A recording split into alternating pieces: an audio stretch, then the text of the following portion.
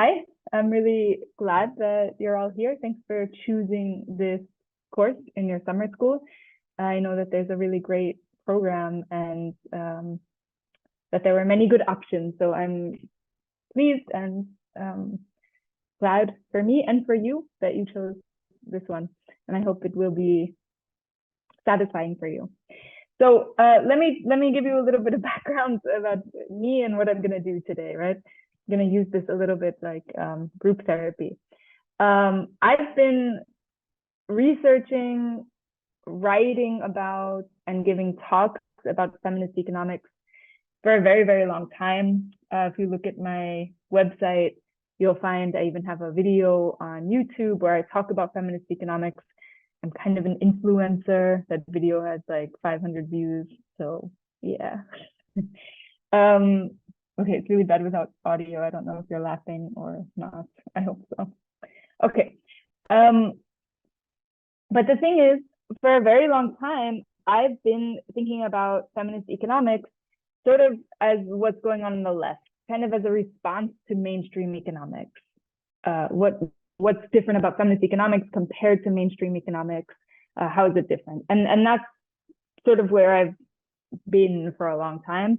And because kind of I've evolved and changed and grown as a person, but also because the world is in a lot of ways getting worse. We have more crises, they're more dramatic, they're more irreversible. I've come back to sort of where I started as a bachelor student and thinking about feminist economics as something with more revolutionary potential, really rethinking, redoing how we think about economics. How does economics have to be different to help us address the big questions? And so that's something I've been dealing with more, and that's my more contemporary view of feminist economics. So for today, though, I want to do sort of both. I'm going to give you a quick and dirty view of this, right? Like, what's the feminist economic response or critique of mainstream economics? And then also, how do feminist insights help us make the world better? Okay? Sound good? Cool. Alrighty. So, yeah, let's start with kind of academic feminist economics. So the thing on the left, thinking about the response of feminist economics to mainstream economics. And there are really three issues. The three issues are listed here on the top right. So the first one, let me give you quotes to talk about the three. So the first is about the ignorance of women in women's economic lives. Here's a great quote that I think gets at the point. This is one of the main issues of feminist economics in the very beginning, foundation of feminist economics. The quote is, "Before the 1960s and the rise of the women's movement, women's experiences in households and labor markets had been completely ignored by mainstream economists." And that was really true. Women were just not part of the analysis. That's definitely changed a lot now, but still there are a lot of papers and analyses that are like, we look at this and this issue, and we're only going to look at white men because it's complicated with women. So there are enough papers, not enough, but there are many more papers now looking at women, but really until like the 1980s and 90s, that wasn't true. So that was one of the first things about feminist economics. Let me just make a note of something I want to change. Okay, the second major issue in feminist economics is highlighted well in this quote. "We want to retain and improve economic analyses by ridding the discipline of biases created by the centrality of distinctively masculine concerns." I'll tell you more about this in a couple minutes, but the point is that there are inherently ingrained biases in economics, in the methods that we use, in the models that we use, in the questions that we ask, and that those have to do with gender and their masculine bias. And I'll tell you more about that in a couple minutes. And the last sort of academic problem in economics from a feminist point of view is continued discrimination against women and exclusion of women in economics. So who gets to be an economist? Who gets to say something about the economy? And that's disproportionately men and disproportionately kind of wealthy white men. Okay, cool. So let's go. Oh, before I forget, let me tell you about this nice book. It was published in 2020 by Joyce Jacobson. Joyce Jacobson was actually a president of the International Association for Feminist Economics. She recently published this very nice, it's a little book, and it's a great overview. And it's, if this lecture sort of makes you more interested in this topic, I would definitely recommend reading that book next. Okay, great. All right, so let's go more into this first issue about academic feminist economics, namely the ignorance of women's economic lives. And you can really break this down into different fields of economics. This sounds a little self-promoting, sorry, but I have different videos on some of these different issues on our website. Okay, so the first is the his story of economic thought. Michel Prof has really done like the key work on this, where we can see if we look at the classical economists, so over time in thinking about economic issues, the classical economists had like nothing to say about women, but when they did talk about women, what this analysis from Prof shows is that, the assumption is women are always married, they always have kids, and they're always like wanting to take care of their kids, and any involvement of women in the labor force would be like a disaster for society. So this was for centuries the way women were thought of in economics. So, okay, that's the history of economic thought. In labor economics, even still today, I mean, you probably learned in some of your economics or econometrics classes, if you want to analyze the gender wage gap, let's say, like classical issue in labor econ, then you have, a data set and you run a regression predicting wages, and you have a gender dummy variable, and you say, well, whatever, difference there still is in the gender dummy variable after you control for a bunch of stuff like education and age and occupation, that's the measure of discrimination, right? And even that's really problematic because, first of all, that view ignores the fact that there was probably discrimination on the way to getting the same qualification. So if you compare a man and a woman with an economics degree and the man is earning more, and you say, okay, the discrimination is the value of this coefficient. But no, what about all of the discrimination that happened along the way in getting that degree? Right, so lots of issues like that show that, even papers that look at gender issues are ignoring a lot of things about how women experience the economy. This is, by the way, a good point for me to add the caveat for today's talk. I'm going to talk a lot about men and women for the sake of simplicity.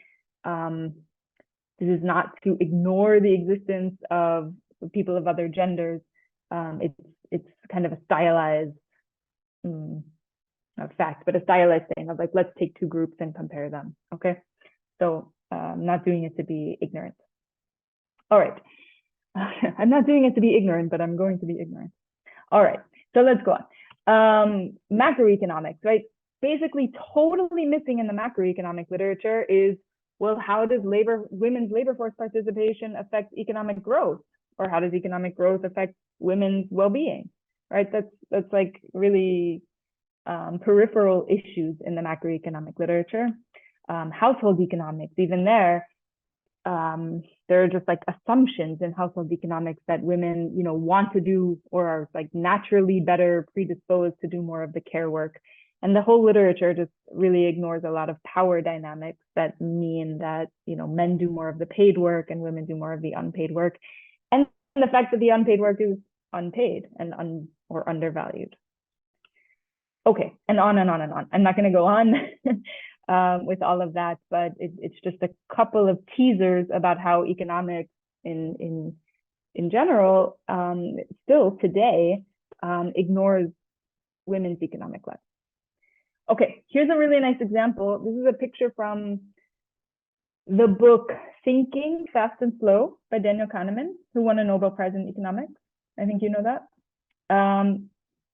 This is, I really like this. So he gives an interesting example. They did an experiment where they wanted to know if people give more money when they should give money if they feel like they're being watched. So they went to like a workplace and they went to the little kitchen in the workplace and they put up a sign that said, like, if you take coffee, you should pay for it, right? And for a long time, people were just not paying for their coffee. And so then they did this experiment. Okay, in 1 week, week number 1, we're going to hang up this picture of eyes. And if people feel that they're being watched, are they going to give more money? And on average, they gave 0.7 pounds. I guess it's 70 pence. I don't know. Okay, in the week 2, they hung up this picture of flowers. And they found, hey, people give much less money. Week 3, they gave these eyes, a little bit more money, right? And so on. The main takeaway is that whenever they hung up pictures of flowers, those are the even number weeks, people gave much less money. When they hung up pictures of eyes, people gave more money. You know what strikes me as a feminist economist when I look at this? Whose eyes get the most money? These eyes and these eyes. And of all the humans, whose eyes get the least money? These eyes. And these are really clearly gendered, right? Like we can all guess what gender the people whose eyes these are. And this book says nothing about it, absolutely zero. And I'm like, for me, this is jumping off the page. It's super obvious and it's just not talked about. And to me, it's just weird because that's really interesting, I think. Okay, so that's another example of the ignorance of women's economic lives. One more example.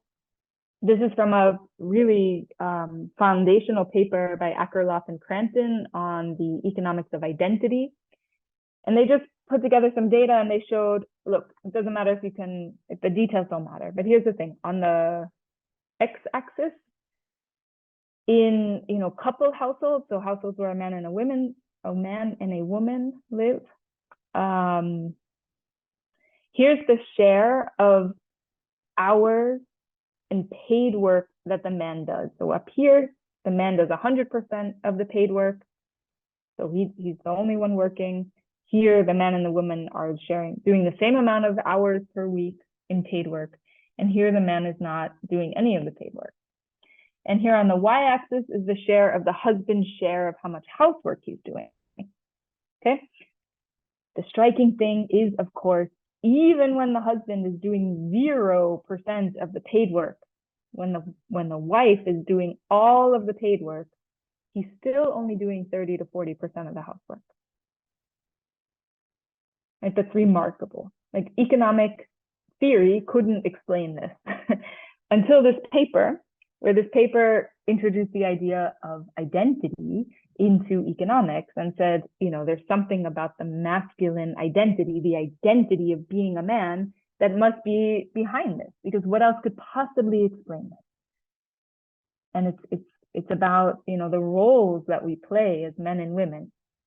So this paper was published in the year 2000, made a huge impact on the discipline, but it's also kind of amazing. I don't know if any of you read the paper. I assign it even to my bachelor students. It's probably way too hard for bachelor students, but it's worth it. I mean, it's full of game theory.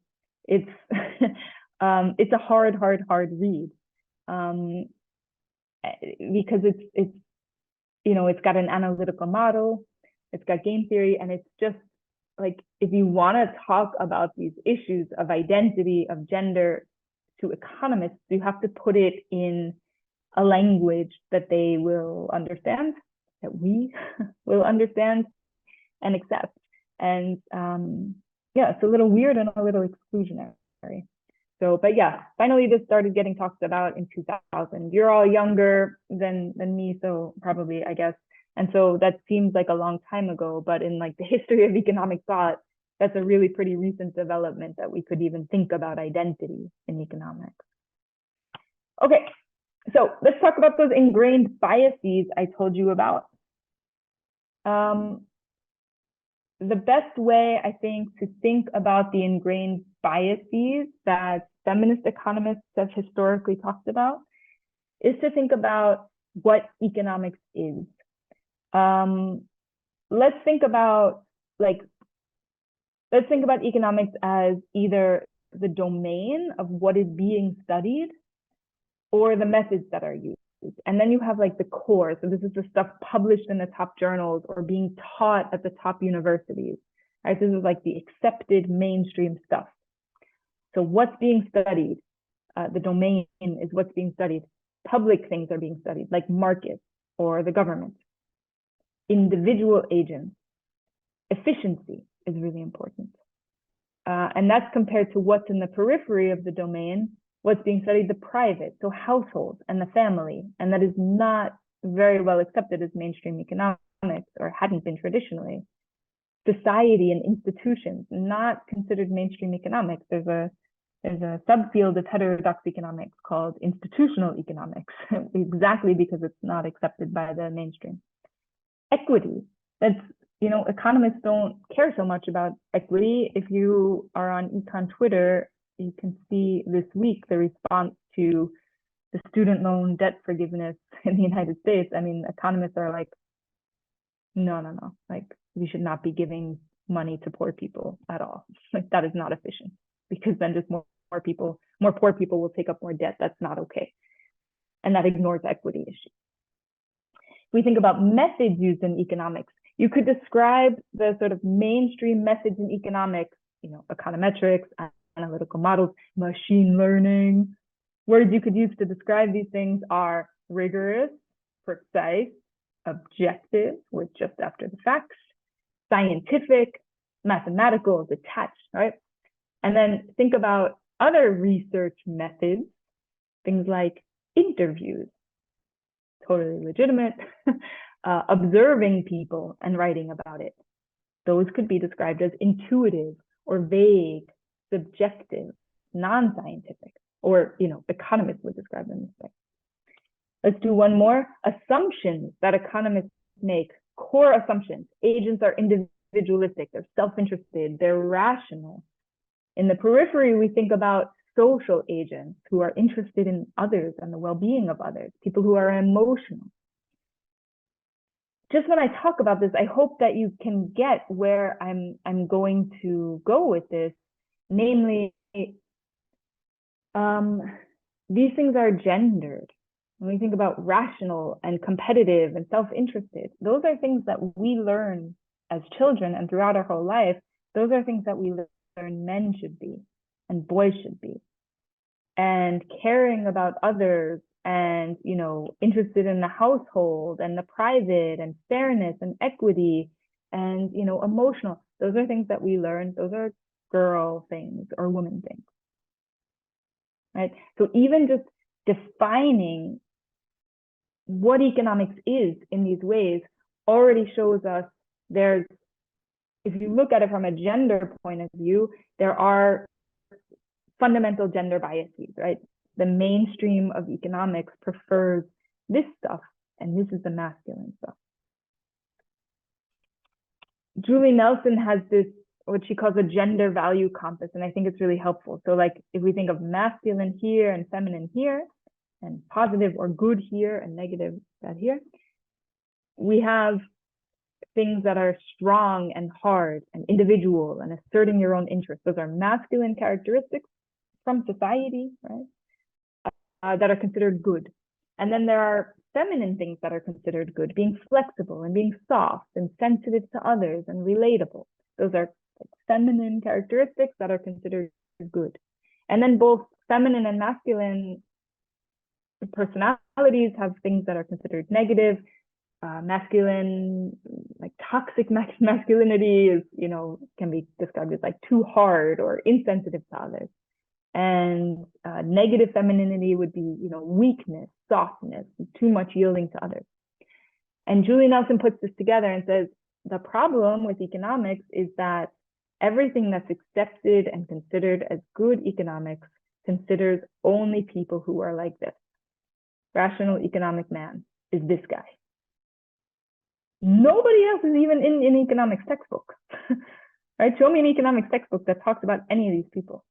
No, they're all this. They're all masculine. They're all good masculine. Right? And that's exclusionary. Okay, so that's part of the ingrained bias in economics, and it's gender specific. Alrighty, cool. The last of the 3 points to talk about with the academic feminist economics, what feminists and feminist economists have said about the discipline of economics, is the so-called contemporary gender problem in economics. And I really need to get it together and not say a lot right now, because I've been researching on this for the last 2 years and I'm really into this topic. So I need to restrain myself. Oh, I lost the slide. Oh no, there's something missing. Okay, where did it just go in a different place? Okay, I'll just tell you what I was going to tell you here. The point here. Okay, the point is that there's a thing called a leaky pipeline in economics.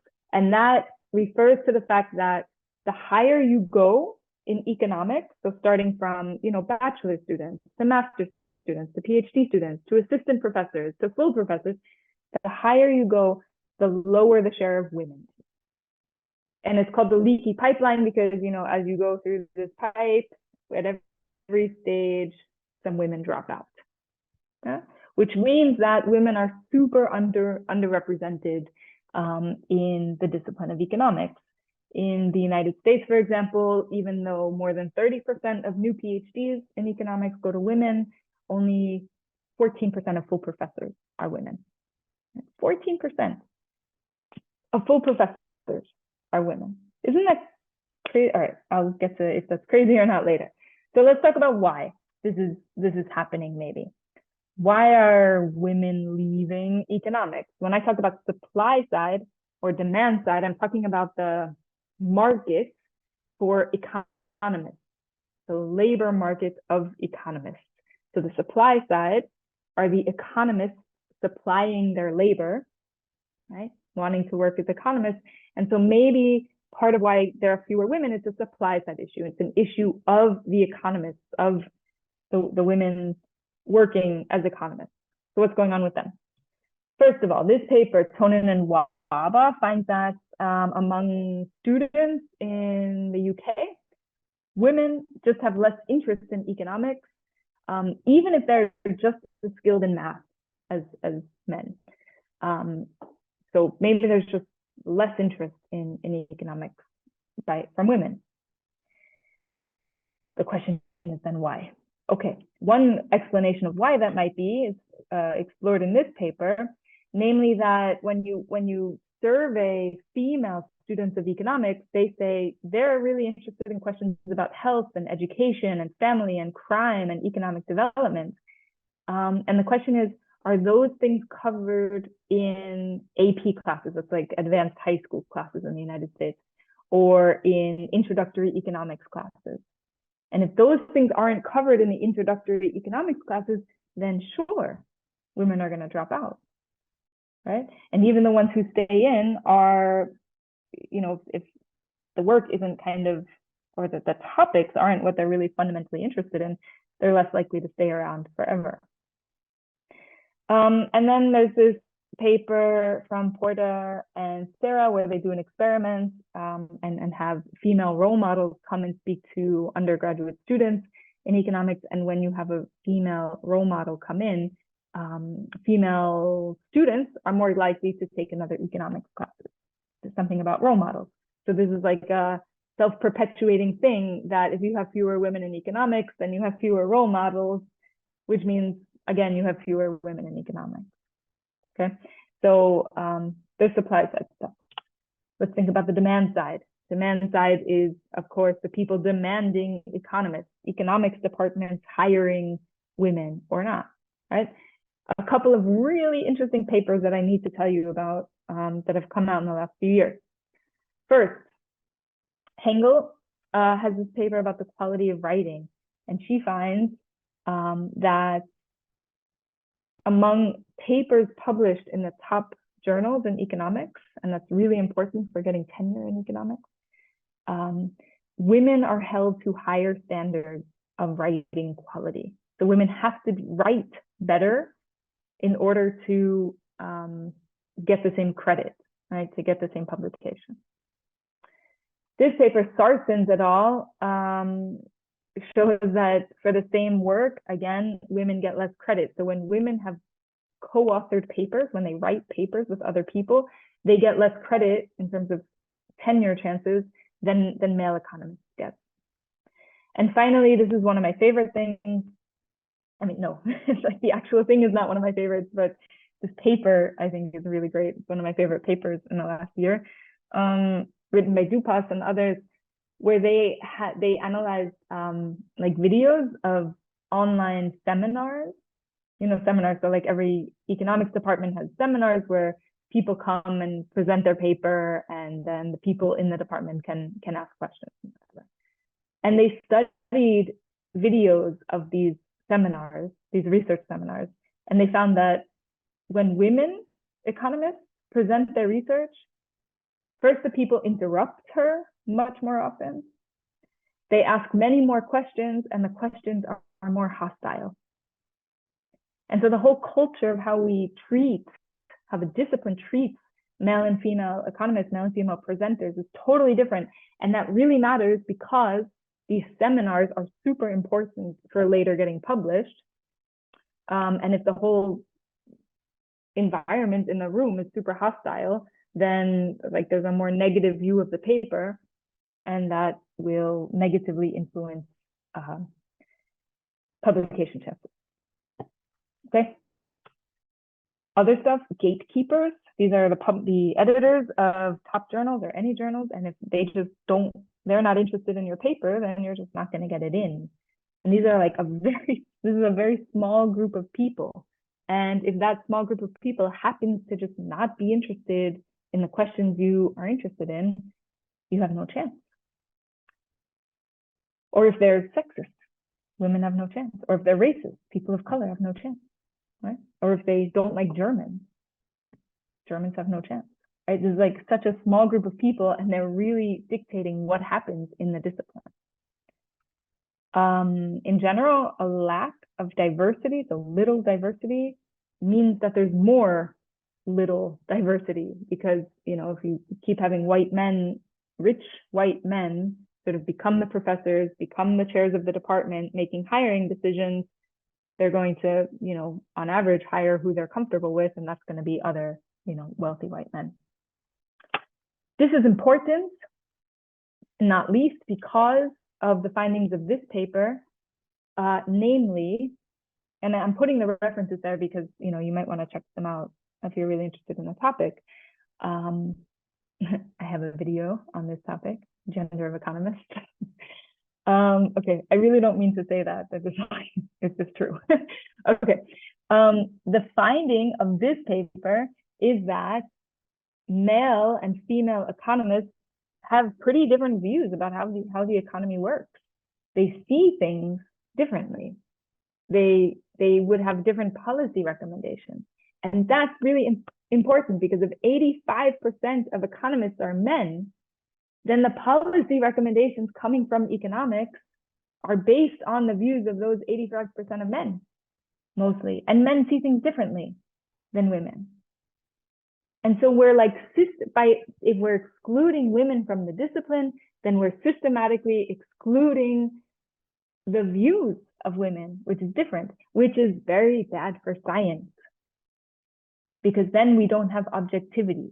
Because if everybody is standing around and all the people standing around looking at a phenomenon like the economy are similar, if they're all rich white men, then they're not going to see things that other people would see. What a woman sees in the economy, what a person of color, what a poor person sees, and what they think matters, and what needs to be different is very different than what the homogenous group of economists will think. And so this is really bad for science. Yeah, so that's why that matters. At least that, right? Like, it's also about fairness and stuff, but if we're going to be economists, we don't care about fairness. We care about efficiency and the production of knowledge. Alrighty, good. Everybody okay? I know it's a lot. It's a huge amount of information packed in. And I've been talking for about an hour. No, for half an hour. I'm going to talk for another 20 minutes, and then we'll discuss, okay? Okay, cool. So we're going to move to sort of the second part of the lecture, and this is newer stuff for me. You know, all this other stuff I've been talking about for years, and this is stuff that I now think is really important to include in our understanding of feminist economics. So you're going to help me develop this. I'm calling it fundamental feminist economics. So not academic feminist economics, but fundamental. Because all of the things I just talked about, those are things that are being talked about in academia, in the universities. When we talk about feminist economics, we talk about those things that I just presented to you. Those are the feminist economic issues. And they matter, they definitely matter. But there are other things, of course, that matter. And that's what I want to talk about now, the kind of fundamental issues that feminist economics can help us understand. Before I introduce the issues that I want to talk about, let me be clear about feminist economics, because this is like the introductory feminist economics class, right? So what do I mean by feminist? I think that that's important to identify. Here's like my view, my definition, or my understanding of feminist, or what would have helped me understand feminism and what it means to be feminist, or for a discipline to be feminist, when I first encountered this stuff. So the first is, of course, feminism is a social and a political movement that wants change. And it's really about having equal opportunities for all people, not just men and women, not just people of diverse genders, not just for, you know, not just by gender, but because there are kind of fundamentally in feminism, if we go back 50 years, the original feminist thinking and the second wave of feminists was like, well, you know, there are women in all these different groups. There are white feminists and black feminists and poor feminists, black women and poor women and rich women and women in the United States and women in Africa. And so like, we really want to care about women, and we need to care about all of these different types of women, and thus all these different types of people. So it's not just about men and women. And it's also, by the way, not just about women. Men have a gender too. Masculinity is a gender, and it just as much as femininity tells women how to act, masculinity tells men how to act. And it means, you know, that men shouldn't cry, and that men shouldn't have long hair, and men shouldn't wear skirts, and a bunch of other kind of really damaging things. And so all of these gender roles are just as bad for men as they are for women. And so men have a gender, and feminism is interested in everybody being okay, kind of. And so it's about getting rid of these really hardcore gender roles that hurt everybody. Okay, so at the core, same opportunities for everybody, regardless of characteristics. And that requires understanding structural issues that get in the way of equality. Means understanding things like social norms, gender identity, racism, capitalism, because those things hinder equality, and we need to understand them to get rid of them. I wrote this today, and I kind of wasn't sure if I should put it there, but I think that also being feminist means living life in ways that promote fairness, empathy, freedom, and also love, because we're humans and we all need love, and we should want that and have that. And how do we do that? That means engaging in groups and movements and activities that meet and fight for these values. It means being open-minded about difference. And it means standing up against violations of these values. So that's what I mean by feminist. Okay, good. So I'm going to apply those ideas, those feminist ideas and those feminist values to three big issues. Inflation, we're all dealing with right now. Climate crisis, and inequality and poverty and human rights issues, okay? So the way I'm gonna do it is I'm going to kind of give very, very, very super brief overviews of these issues, these three issues, give some feminist perspectives on them, and then end with kind of fundamental feminist economic solutions. So how would a fundamental feminist economics kind of an economy do these things differently? Yeah? Okay, inflation. Let's start with the first, inflation. You all know this, you're all economics students, I guess. Cost of living is going up, and the truth is wages are not keeping up. And so your money is worth less. You can get less stuff for it, right? So out of control these days, lots of reasons, but first, there's been a lot of fiscal spending in response to COVID-related socioeconomic problems. So governments decided, okay, we really need to help people and give them money, which probably made a lot of sense, but it also put a lot of money into circulation, which causes inflation. Post-COVID surges in consumer spending. I mean, I put post there. Let's hope we're post-COVID. Who knows? We are for now, but let's see.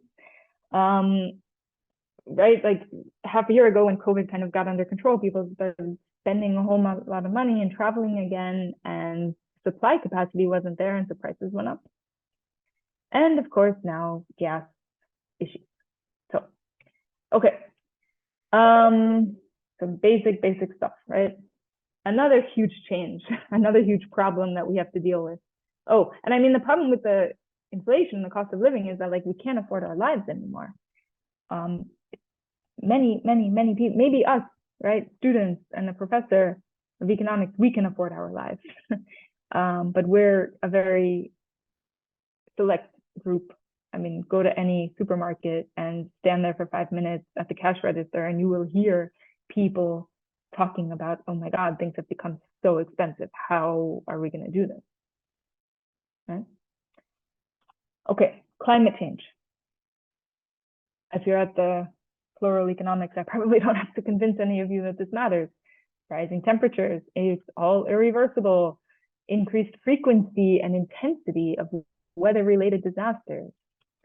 The direct result is greenhouse gases that are created in industry and transportation, especially in electricity and heat. And fundamentally, this is an economic issue. This is, at its very, very, very core, about the structure of the economy. Why? Because the more we produce, the more stuff we produce, the more we emit, the more greenhouse gases we emit. The more stuff that we buy as consumers, the more is produced. Bayes' law. And our economy, the way we've structured our economy, depends on ever more consumption. So like this isn't going to slow down and this isn't going to stop for as long as we have this economic system. This is a part of the system, right? Like why is it that every single measure of economic health is about GDP growth? What does it take for the GDP to grow? GDP is a measure of production and consumption. So we need to produce more and consume more. But then we have a contradiction. Because if we're supposed to produce and consume more to have a healthy economy, we're not going to have a healthy planet. Right? Okay. So basics about that. Yeah. Finally, the third major issue, inequality in human rights. We see rising inequality in income, in wealth, in education. And there's extreme stratification, so extreme difference by race and ethnicity. Intergenerational transmission, this is something I've done a lot of work on. I write here, rich parents have rich descendants, but it's not just about rich in terms of wealth. It's parents with high education are the ones who have kids with high education. So I'm willing to bet that at least half of you have parents who finished university, where in Austria and Germany, only about 15% of the population has a university degree. But I bet half of your parents have a university degree. Probably 60%. So with more education, they raise their kids differently. It's like you didn't do anything wrong. It's no wonder. Yeah, but that's like the structure of who has a chance, actually. And of course, like internationally, there are huge differences in opportunities, global north versus global south. Fundamentally, health, food, access to education. You know, if you, the exact same person, were born somewhere in sub-Saharan Africa or in the middle of Mumbai, you just don't have the chance to sit at a nice summer school and you know, increase your human capital the way that you do. So we have really fundamental inequality kind of up and down the system. Okay, let's talk about feminist perspectives on these things. Inflation. I'm just going to run through these, okay? Because I only have a couple minutes and I got to get my kid later. So first, low-income people spend more on inflation and women have lower income. Why do low-income people spend more on inflation? Because they have like a smaller consumption bundle. They buy food. First of all, inflation is higher for things like food. And then they spend a bigger percentage of their income on things like food. And so when food prices go up, they lose a lot of money to inflation. They don't have money that they're saving. Richer people, higher income people are saving some of their money, and so they're not spending so much, so they're not losing to inflation. Okay, low income people spend more on inflation. Women are low income, and so they're like burning more of their money to inflation. Women also spend more on essentials like food because they do the food shopping and the cooking. Another feminist perspective on inflation is, how do we deal with, as humans, as social beings, how do we deal with these unbearable living costs? The burden is really on women to do the practical day-to-day work of managing, okay, which vegetable oil am I going to buy to cook with when prices are going up so much? And also doing the emotional labor of like, it's going to be okay, we're going to be okay. Women are socialized to do that labor, but it is a burden. Okay, feminist perspectives on climate change. Women are more likely to die in climate-related natural disasters internationally for reasons, for example, in a lot of countries, because of social norms, girls aren't taught how to swim, but men are. And so when you have floods, women and girls are less likely to survive them. What will the world look like for the next generation? This is a feminist issue because feminists want, kids to be okay and everybody to be okay, but the world that we're leaving is not going to be okay. And so there's, intergenerational inequality there. Climate refugees, but already are straining social and economic spending in United States. Unfortunately, women who depend on this social and economic spending of government. Poor people, people of color, are more likely to live in areas with poorer air quality and with more dirty water. Okay, so we have inequality in this sense. And like the last feminist issue here is like people profiting from excessive consumption. Owners of Amazon, of Apple, they're white men. Right? So that's there. Okay, feminist perspectives on inequality. I actually didn't write anything here because I don't know where to start, because I wouldn't know where to stop. Like, inequality there's a lot of gender-based inequality, and inequality in every other dimension. Women are included, right? If you think about race, there are Black women. Think about global north-south, there are women, and there are men, and they, feminists just want like a better life for everybody. Okay. I can talk about that very briefly. What has to change in the economic profession to have a better world from a feminist economic point of view? I will read you a quote because it gets to the point. Incorporation of caring and unpaid labor as fundamental economic issues. We learned that in COVID, right? We learned that is fundamental. but it's not counted in economic papers.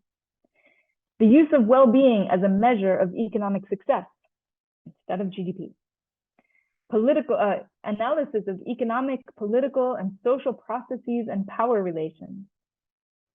The inclusion of ethical goals and values as an intrinsic part of the analysis, right? It's not just about efficiency, it's about equity. And the interrogation of differences by class, race, ethnicity, and other factors. Yeah? I would add, we need to expand in economics who has a say on economic issues. How come I, a kind of person, a white person from the United States of America with relatively wealthy parents gets to talk about the economy, but the poor person on the street who kind of in a lot of ways understands a lot more about how the economy works doesn't, right? Why? More relevant questions. Why? Open up an economics journal, open up a top publication in economics and tell me if it's relevant to you and your life and helping things get better. And my assertion is that most of it, the vast majority of it, is not helpful. And that needs to change because we are using a huge amount of resources. We're some of the smartest people on the planet. We are. And we're sitting around worrying about publishing, and getting into this journal and formatting LaTeX correctly. And I mean, it's such a huge waste of resources. And that has to change. And we need to make research more accessible. I mean, 99% of people in the world can't understand an economics paper. So what are we doing it for, right? Okay, and what has to be different in the economy from a feminist economic point of view? I mean, yeah, it feels weird to talk about it like this, but this is the feminist view. Fundamentally, the economy is not working for the vast, vast, vast majority of people, right? Definitely not working for women, definitely not working for people of color, definitely not working for people in the global south, and these things are only going to get worse. So we need, this relates a lot to the climate crisis. We need to move away from consumption-oriented economy, no matter what advertisements tell us. And that's part of the big issue, right? You have advertising telling women they're too fat, or they're too ugly, or they're too whatever. And so that women are consuming all sorts of stuff, and men are consuming, you know, whatever that men are consuming, like all your tech stuff, so that we can all like be okay in the world. And that's a systematic problem, right? All this consumption, all this production, all this doing it because, you know, somebody is telling us that we're not okay. That needs to be different. So we need to be centering humans and our well-being and our self-actualization. What do I want out of my life? And not least dependence, children, little children, right? What do children need? I look at my little 4-year-old son and I'm like, what does he need to have a good life? And it's not an iPad. He would say it is, but I would say it's not.